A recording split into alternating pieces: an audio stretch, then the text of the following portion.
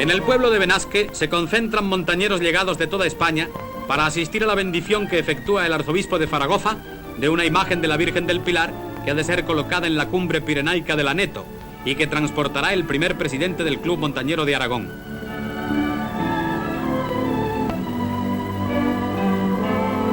Hace 3 años, deportistas catalanes colocaron una gran cruz de piedra en esa máxima cima del Pirineo.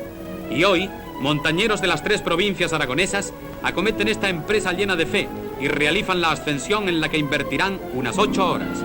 Como fondo, hermosos glaciares, las montañas del Valle de Arán y las cimas de la Maladeta.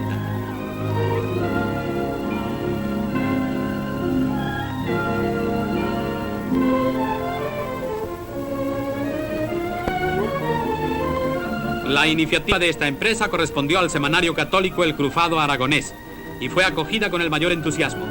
En la escalada sobre la roca los montañeros hacen alarde de su arrojo. Los componentes de la expedición llegan a la cumbre del Aneto, donde se celebraría una misa ayudada por el alcalde de Zaragoza.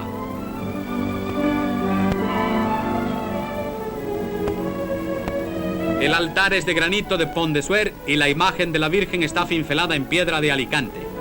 El lugar de la entronización se halla a 3.404 metros sobre el nivel del mar y el monumento tiene una altura de 2 metros 60 centímetros.